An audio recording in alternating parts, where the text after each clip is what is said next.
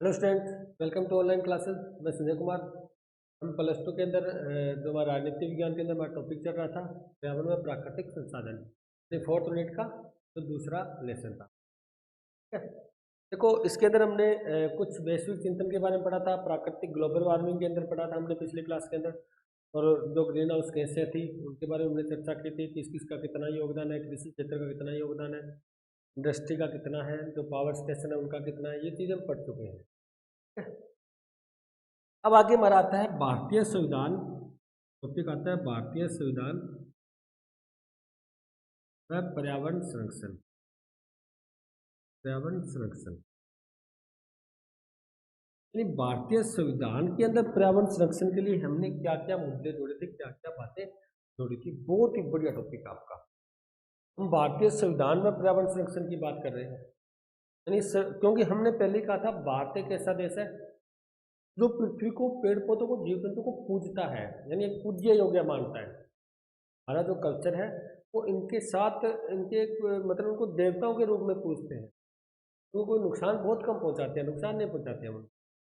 तो हम अपना दोस्त अपना भगवान तक मानते हैं, पूजा जाता है विशेष दिनों में, विशेष त्योहारों में उनको अलग अलग पूजा जाता है। तो मतलब भारतीय संविधान में भी पर्यावरण संरक्षण के लिए कुछ बातें कही गई, क्योंकि भारत के जो हमारे संत महात्मा थे उन्होंने हमेशा कहा था हमें जीव जंतुओं को नहीं मारना चाहिए, उनकी सुरक्षा करना चाहिए, उनके प्रति हमें दया भाव रखनी चाहिए, उनकी हमें संवर्धन, सुरक्षा भी करनी है और साथ में संवर्धन भी करना है। उसका संवर्धन होता है, उसका विकास भी करना है। उनको हमें नुकसान नहीं पहुंचाना, पेड़ पौधों को नुकसान नहीं पहुंचाना हमें। तो इसके अंदर कुछ भारतीय संविधान के अंदर आप आर्टिकल पढ़ोगे। एक आपका आर्टिकल 48। देखो आर्टिकल 48 है, वो है क्या, ध्यान रखना। वो नीति निर्देशक तत्वों में आता है। नीति निर्देशक आप पढ़ चुके हो भारतीय संविधान वाले में, भाग 4 में। अब होता है ना भाग 4 है, वो 36 से लेकर 51 तक आर्टिकल आते हैं टोटल। उसमें एक 48 आर्टिकल है जो नीति देशक तत्व, और नीति देशक तत्व क्या होते हैं, राज्यों के लिए एक पथ प्रदर्शक के रूप में। इस चीज को हम पढ़ चुके हैं। इसके अंदर ये बात करिए, राज्य पर्यावरण सुधार एवं संरक्षण की व्यवस्था करेगा। ठीक है, 48 में क्या लिखा गया है? राज्य पर्यावरण के सुधार व उसकी सुरक्षा करेगा, ये राज्य का कर्तव्य है। उसके बाद जीव जंतु है, जीव जंतुओं की भी क्या करेगा, वो सुरक्षा करेगा।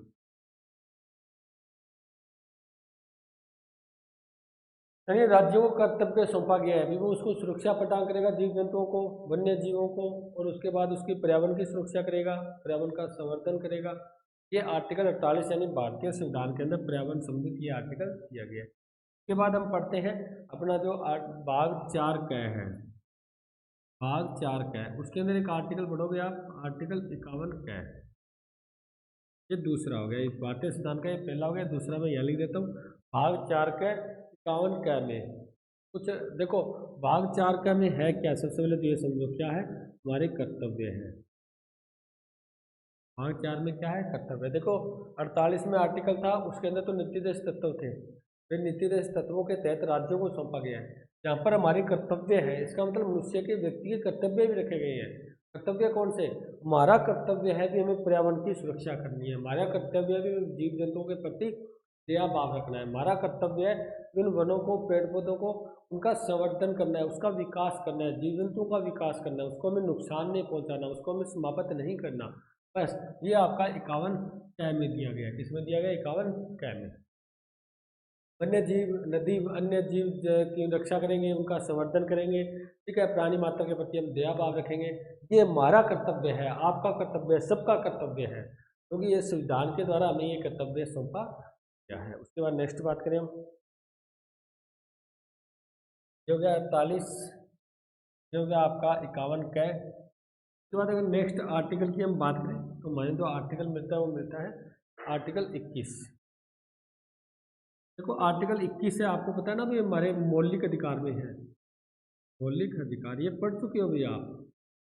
और मौलिक अधिकार कहाँ है, भाग 3 में, और भाग 3 12 से लेकर 35 तक आर्टिकल दिए गए। इसका मतलब 21 इसके मध्य ही आ गए ना।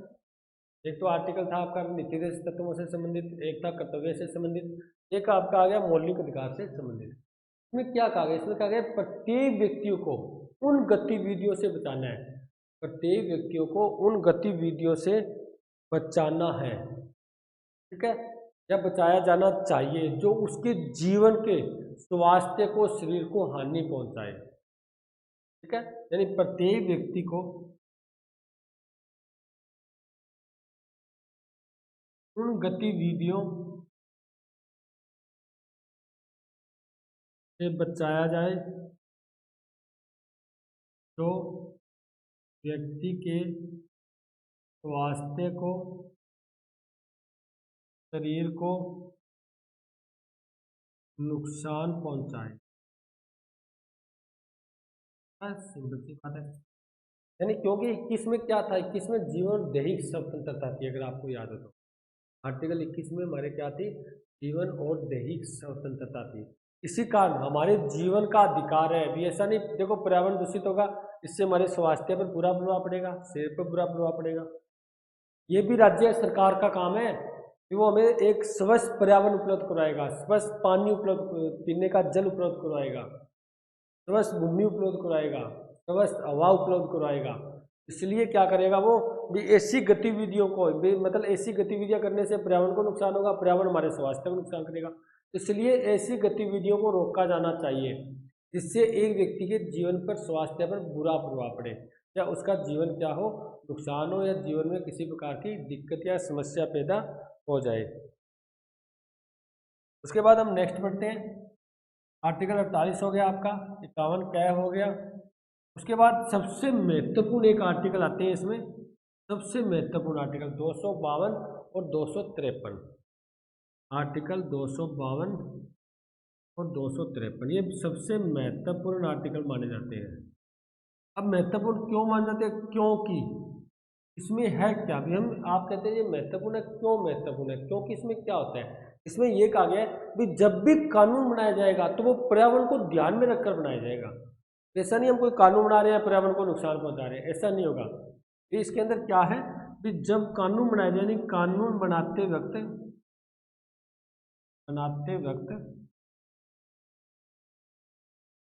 पर्यावरण को ध्यान में रखा जाए कि ऐसा कोई कानून पर्यावरण को नुकसान न पहुंचाए, ठीक है। यानी ध्यान में रखकर ही उसको क्या करना है, कानून बनाना है। सरकार कोई कानून बना रही है तो उसको पहले पर्यावरण को ध्यान में रखना पड़ेगा, भी इससे कानून से पर्यावरण को कोई नुकसान ना हो जाए, यानी पर्यावरण को ध्यान में रखकर ही कानून बनाने की बात होती है। आर्टिकल 252 और 253 इसलिए सबसे महत्वपूर्ण माने। तो आपने कौन से पढ़े, एक तो आपने आर्टिकल 48 पढ़ा, राज्य कर्तव्य क्या गया, एक आपने आर्टिकल 51 कै पढ़ा जो भाग 4 कै में है, ये हमारा कर्तव्य है। एक आपने आर्टिकल 21 पढ़ा, ये मौलिक अधिकार में था। और एक आप आर्टिकल पढ़ रहे हो 252 और 2। ये क्या कह रहा है, ये कह रहा है भी जब भी कोई कानून बनाया जाएगा तो वो पर्यावरण को ध्यान में रखकर ही कानून बनाया जाएगा, वैसे नहीं बनाया जाएगा। उसके बाद हम बातें करते हैं आगे। अब देखो, ये तो हो गए हमारे भारतीय संविधान और पर्यावरण से कुछ संबंध। आगे हम नेक्स्ट बढ़ते हैं। कुछ हमारे संविधान के अंदर भी कुछ अधिनियम बनाए गए थे। देखो हमने अभी पढ़ा था ना 2052, आर्टिकल 252 और 253।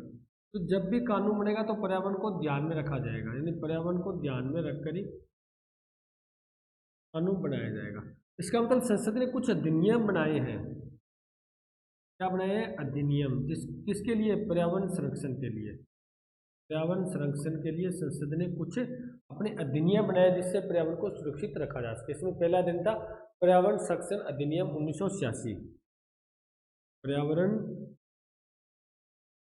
संरक्षण अधिनियम 1986, पर्यावरण संरक्षण अधिनियम 1986, जिसको 3 मई 1986 को, सॉरी 23 मई 1986 को क्या हुआ था, राष्ट्रपति की स्वीकृति मिली थी।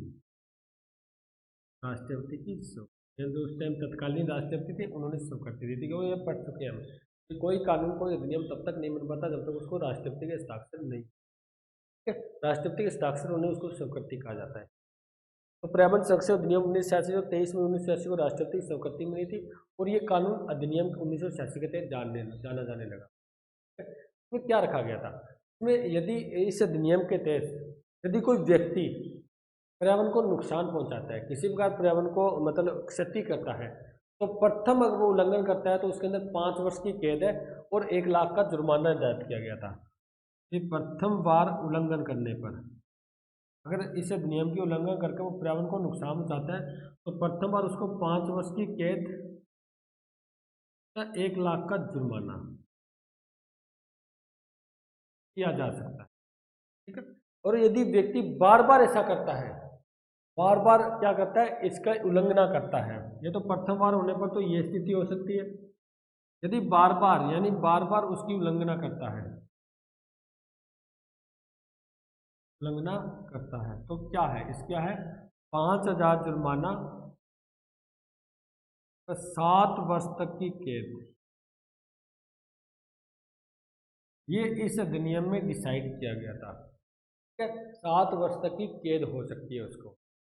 उसके बाद इस अधिनियम में और क्या कुछ कड़ाई से पालन किया गया था, वो ये था कि अगर कोई इंडस्ट्री ऐसा करती है, ये तो व्यक्ति से संबंधित आ गया, क्योंकि इंडस्ट्री कोई औद्योगिक क्षेत्र या औद्योगिक जो उद्योग धंधा वो ऐसा करता है, उसकी उल्लंघना करता है, तो इस अधिनियम के तहत उस उद्योग की विद्युत और पानी सप्लाई भी बंद की जा सकती।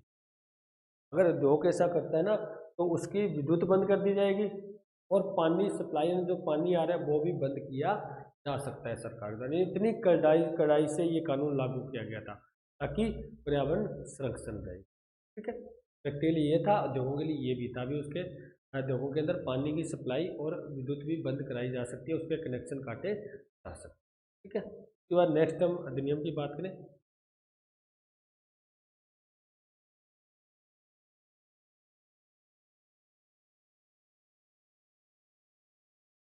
आगे जो अधिनियम है वो है वायु प्रदूषण निवारण नियंत्रण अधिनियम 1981। वायु प्रदूषण निवारण एवं नियंत्रण अधिनियम 1981। एक अधिनियम ये वायु के लिए जो वायु को दूषित करते हैं, यानी वायु के अंदर जो अन्य गैसों की बढ़ोतरी होती है, इससे वायु दूषित हो जाती है, जो हम सांस लेते हैं वो वायु हमें सही तरीके से नहीं मिल पाती। ठीक है, इसके अंदर क्या डिसाइड किया गया था, इसके अंदर ये लिखा गया था कि राज्य सरकार, यानी राज्य सरकार को ये कहा गया था कि राज्य सरकार अपने किसी भी क्षेत्र को, अपने किसी भी क्षेत्र को वायु प्रदूषित रहित क्षेत्र घोषित कर सकती है। यानी किसी भी क्षेत्र को प्रतिबंध लगा सकती है, किसी भी क्षेत्र को नियंत्रण क्षेत्र घोषित कर सकती है। अभी वो क्या करेगा, तो कोई क्षेत्र चाहे वहाँ पर उद्योग धंधा ही चल रहा होता है, उस क्षेत्र को नियंत्रण कर सकती है। ये राज्य सरकार को अधिकार दिया गया था कि कोई ऐसा क्षेत्र जो मान लो जहाँ पर संरक्षण आवश्यक है, उसे वहाँ से दूषित ज़्यादा हो रही है, एयर पोल्यूशन ज़्यादा हो रहा है, तो रोकने के लिए उस क्षेत्र को नियंत्रण क्षेत्र घोषित कर सकता है राज्य सरकार।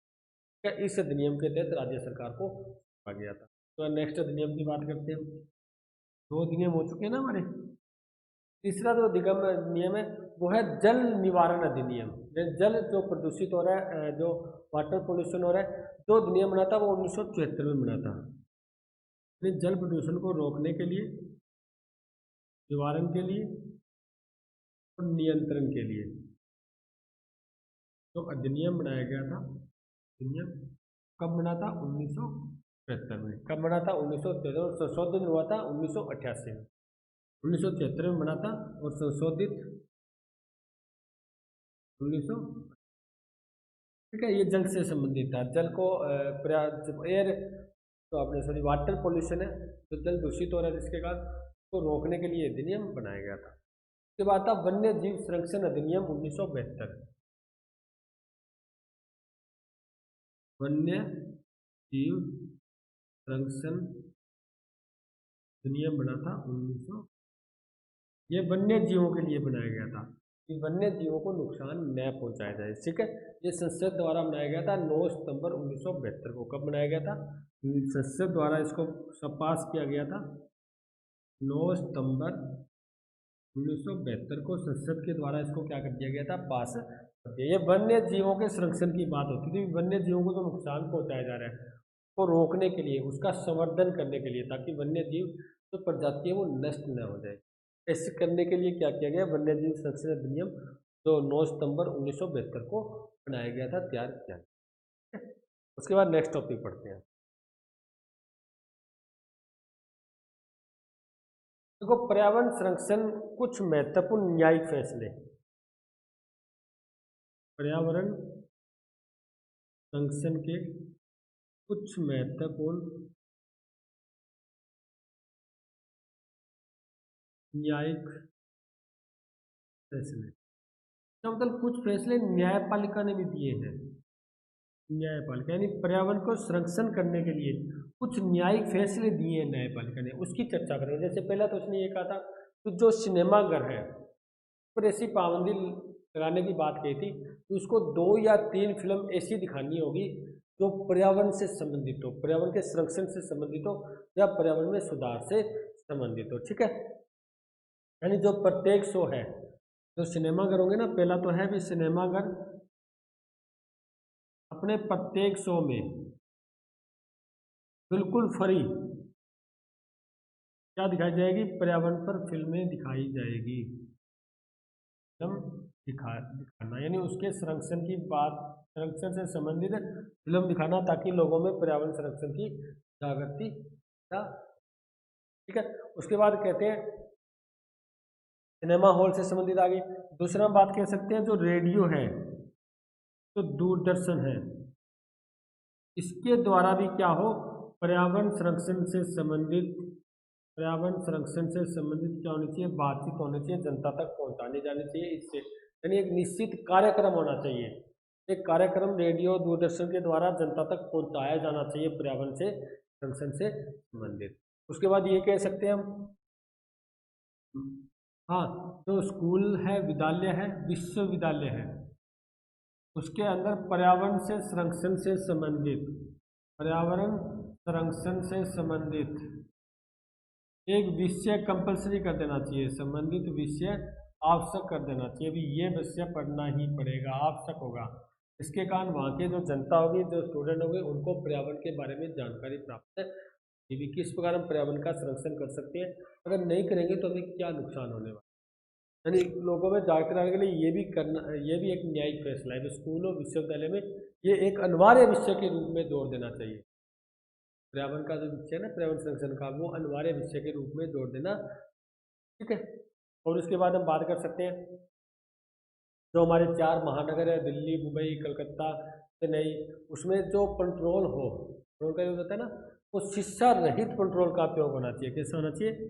शीशा रहित पेट्रोल का उपयोग होना चाहिए। ठीक है, इसके द्वारा भी हम क्या कर सकते हैं? पर्यावरण संरक्षण किया जा सकता है। ठीक है, उसके बाद ये जो आप पढ़ते हैं ना, सार्वजनिक स्थानों पर कुछ लगे होते हैं, धूम्रपान निषेध है, तो ये भी किया जा सकता है। ये भी एक इसी न्यायिक फैसला ही है। इसके अंदर ये कहा गया था जो सार्वजनिक स्थल है, कौन से स्थल? सार्वजनिक स्थल, सार्वजनिक स्थलों पर धूम्रपान निषेध, यानी आप सार्वजनिक स्थलों में जाकर धूम्रपान नहीं कर सकते, कोई नहीं कर सकता, मैं भी नहीं कर सकता। इसका मतलब ये निषेध, यानी कुछ न्यायिक फैसले हैं जिसके द्वारा पर्यावरण को संरक्षण करने की बात की। किस प्रकार पर्यावरण को सुरक्षित रख सकते हैं, उसका संरक्षण कर सकते हैं, उसको कैसे हम बचाकर रख सकते हैं। तो ये कुछ फैसले आ गए, और भी कुछ है। यानी सिनेमाघरों में प्रत्येक शो में दिखाया जाए। ठीक है, सिनेमा हॉल के अंदर 2-3 मिनट के कुछ इसके अंदर एड वगैरह आती है, तो उसके अंदर भी पर्यावरण संरक्षण को जोड़ा जाए। रेडियो दूरदर्शन के द्वारा भी पर्यावरण संरक्षण की बात जो जनता तक पहुंचाई जाए, कुछ कार्यक्रम चलाए जाए। ठीक है, उसके बाद जो विश्वविद्यालय, स्कूल है, वहाँ पर भी पर्यावरण संरक्षण से संबंधित एक विषय अनिवार्य कर देना चाहिए, बच्चों को पढ़ना पड़ेगा। सार्वजनिक स्थलों पर धूम्रपान निषेध की बात हुई है, जो हमारे महानगर है, दिल्ली, मुंबई, कोलकाता, चेन्नई, ठीक है। उसमें जो पेट्रोल का उपयोग हो वो शीशा रहित पेट्रोल होना चाहिए, सीएनसी का ज़्यादा उपयोग होना चाहिए, ठीक है। शीशा रहित पेट्रोल और सीएनसी का उपयोग होगा, इसके कारण क्या होगा, जो पोल्यूशन हो रहा है वो कम होगा, ठीक है, पोल्यूशन। और भी हम बहुत से जैसे मेट्रो रेल चलाकर भी ऐसा किया जा सकता है। ये बहुत से ऐसी प्रक्रिया में सार्वजनिक साधनों का ज़्यादा उपयोग करना चाहिए, निजी साधनों का कम से कम उपयोग करना, जिससे हम पर्यावरण को नुकसान पहुंचाने से बचा सकें। उसके बाद नेक्स्ट पढ़ते हैं हम।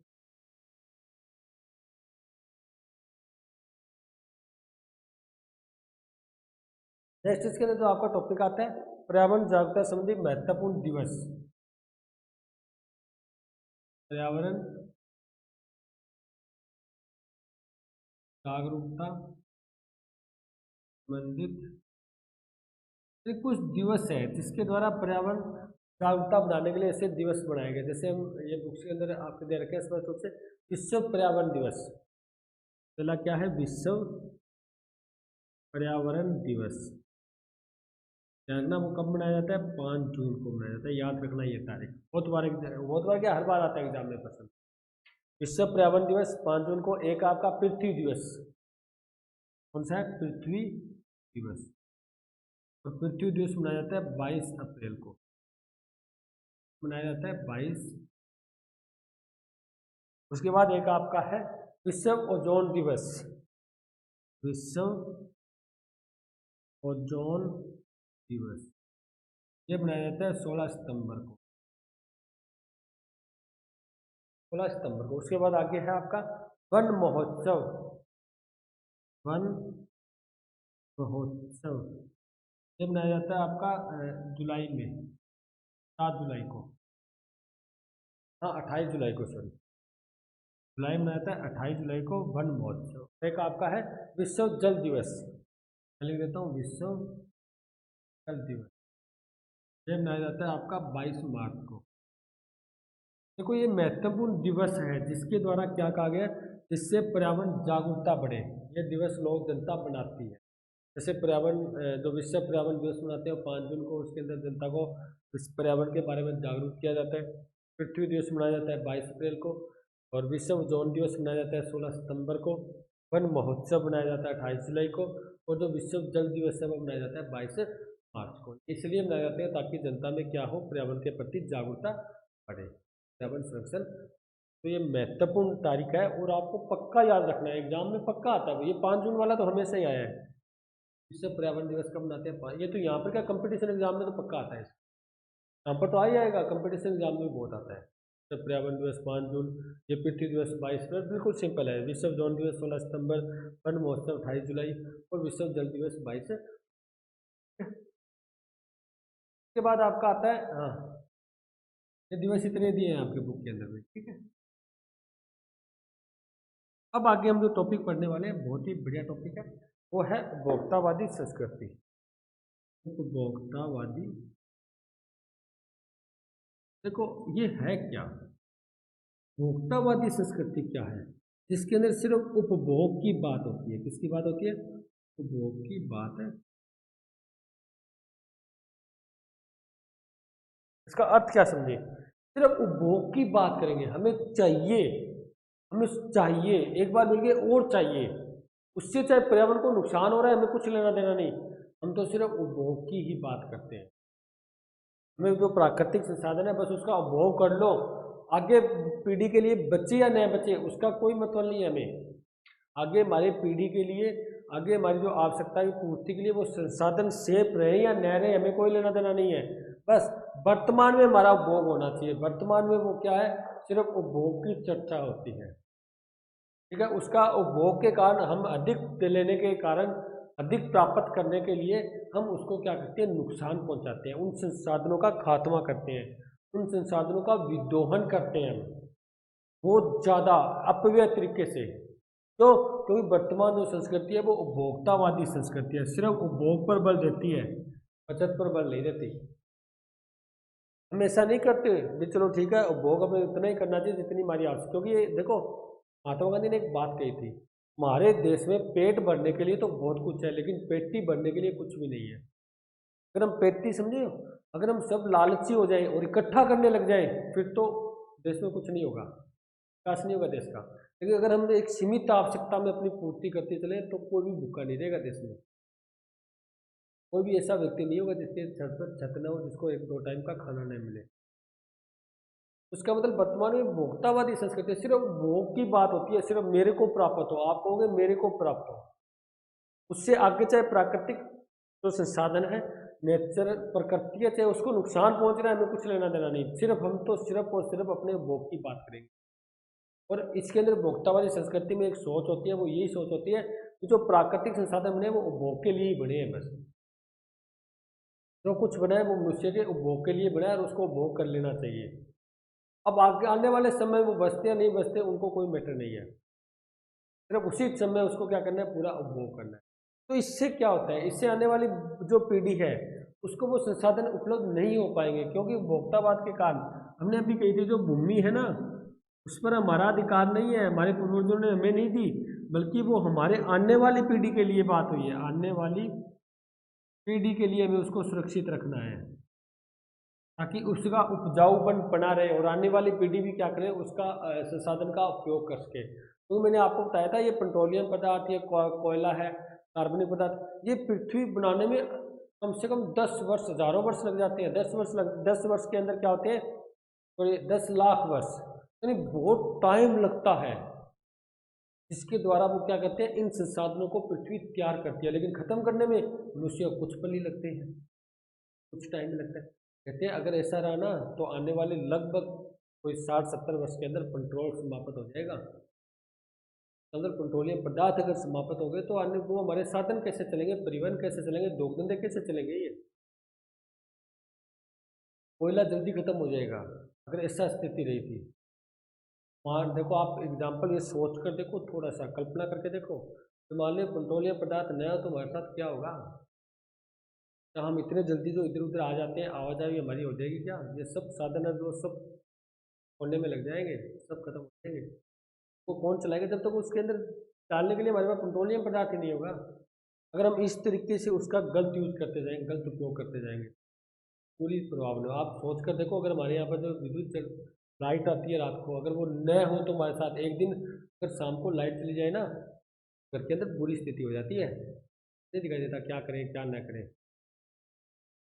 औरतों में तो और ज़्यादा खराब हो जाती है, तो उनका नाटक आने वाला होता है, नाटक चलते हैं ना, सीरियल्स चलते हैं, सीरियल चलते हैं, तो फिर बहुत बुरी स्थिति होती है, फिर वो झगड़ा करने पर उतारू हो जाते हैं। तो मनुष्य की ही हालत है। तो बंदे भी बहुत ज़्यादा नाटक देखने लग गए हैं, सीरियल देखने लग गए, तो वो फिर झगड़ते हैं आपस में। अब आप कल्पना करके देखो, अगर ऐसी स्थिति आ जाए तो क्या हम जी पाएंगे क्या उसके बिना। फिर हम डेली रूटीन में जो काम करते हैं उसके बिना नहीं रह सकते। हो जाएगा यदि हम इसी प्रकार संसाधनों का प्रयोग करते चले ना, तो एक टाइम आने के बाद ये हो जाएगा भी हमें इनके बिना रहना पड़ेगा, हमें इनके बिना अपना जीवन निर्वाह करना पड़ेगा। अगर इसी प्रकार हम प्राकृतिक संसाधनों का उपयोग करते चले, उनको नुकसान पहुंचाते चले हम, अभी टाइम है, हमें कुछ सुधार करना पड़ेगा। उन प्राकृतिक संसाधनों को बचाना भी पड़ेगा। देखो, उनका उपयोग तो करना है क्योंकि मनुष्य के लिए बने हैं, ये मैं सोचता हूँ कि उसका प्रयोग करना छोड़ दो, मनुष्य के लिए बने हैं वो। जैसे मैं बात करूँ, एक पेड़ काटते हैं उसके स्थान पर 5 पेड़ हमें लगाने हैं। अगर हम काटते काटते रहेंगे तो एक दिन तो वो समाप्त होंगे ना। हाँ, अगर काटने के बाद अगर 4-5 लगाते हैं फिर वो कभी समाप्त नहीं होंगे। तो पेट्रोलियम पदार्थ का इस प्रकार से उपयोग करना चाहिए। जैसे एक आपको मैं टीवी के अंदर ऐड आती थी, वो बताता। उसके अंदर क्या होता है, एक बच्चा उसका बाप और उसका बेटा, यानी वो एक गाड़ी में जा रहे होते हैं, आगे क्या होता है वो रेड बत्ती हो जाती है, यानी गाड़ी को रोकनी पड़ती है। तो आप ये मानो फाटक बंद हो जाता है, रेलवे क्रॉस करना है, फाटक बंद हो जाता है, ठीक है। हाँ, ऐसी सी एड थी। तो वो क्या करता है, अपनी गाड़ी बंद नहीं करता। फिर ट्रेन तो 10-15 मिनट पहले बंद होती है, वो फाटक बंद होती है पहले, लेकिन वो गाड़ी बंद नहीं करता। तो वो बच्चा पास में बैठा होता है, वो ये बोलता है, पापा मैं आने वाले टाइम के अंदर साइकिलों की दुकान करूँगा। बाप हैरान हो जाता है, यार मैं तेरे को इतना पढ़ा रहा हूँ, तेरे पर इतना पैसा खर्च करता हूँ, तेरे को इंजीनियर बनाऊंगा मैं, और तू कह रहा है मैं साइकिलों की दुकान करूँगा। वो कहता है पापा, अगर आपकी तरह सभी अपनी गाड़ी स्टार्ट रखी ना, कि आप रख रहे हो, आने वाले 10-15 साल में पेट्रोल तो समाप्त हो जाएगा। सभी लोग गाड़ियों से कहाँ जाएंगे, साइकिलों पर आ जाएंगे, तो मेरा काम बहुत अच्छा चलेगा। उस बच्चे ने देखो कितनी बड़ी शिक्षा दी है। यदि आप ऐसे ही इसका यूज़ करते रहे ना, ऐसे ही इसका दुरुपयोग करते रहे, तो आने वाले टाइम में ये तो बंद हो जाएंगे, ये तो सब कोने में लग जाएंगे, तो लोगों को इधर उधर जाने के लिए साइकिलों की आवश्यकता पड़ेगी, साइकिलों की डिमांड बढ़ेगी, इसका मतलब मेरा काम बहुत चलेगा। इसी प्रकार हम उसका अपव्यय कर रहे हैं। अगर हम उसको थोड़ा बहुत टाइम देखकर अगर सुरक्षित रहें, जैसे घर से बाहर जाएँ तो हमें पहले लाइट पंखे बंद कर देने चाहिए, ऐसे नहीं उसको वैसे ही छोड़कर चले गए। यदि हम कहीं गाड़ी को रोकना चाहते हैं तो उस टाइम उसको मेंटेन सही करना चाहिए, उसको सही समय पर सर्विस करवाना चाहिए, ठीक है, ताकि वो हमारे जो संसाधन है वो बचे रहे। तो ये कुछ मनुष्य के द्वारा किया जा सकता है। तो ठीक है स्टूडेंट, ये पर्यावरण और प्राकृतिक संसाधन वाला लेसन आपका कंप्लीट हो गया। बिल्कुल सिंपल है, बस आपको यही ये पढ़ना है भाई, किस प्रकार सुधारा जा सकता है, किस प्रकार पर्यावरण दूषित हो रहा है, जल कैसे हो रहा है, पानी तो जो हवा कैसे हो रही है, ठीक है, उसको हम कैसे सुधार सकते हैं, ग्लोबल वार्मिंग क्या है, ग्रीन हाउस गैसें कौन कौन सी है, किस प्रकार इसमें बढ़ोतरी हो रही है, ठीक है, कैसे उसको रोका जा सकता है, क्या इसका प्रभाव है मनुष्य पर, मानव पर, पृथ्वी पर, तापमान बढ़ रहा है जैसे वगैरह, इसके प्रभाव पड़ने हैं। ठीक है, कुछ सिंपल सिंपल बातें हैं जो आपको ऐसे टाइप पढ़ने हैं, क्योंकि ये आप हिंदी के अंदर लंबे टाइम से पढ़ते आ रहे हो, तो ये बिल्कुल सिंपल सा आपका। ठीक है स्टूडेंट, नेक्स्ट लेसन हम नेक्स्ट वीडियो में करेंगे। यहाँ तक थैंक यू।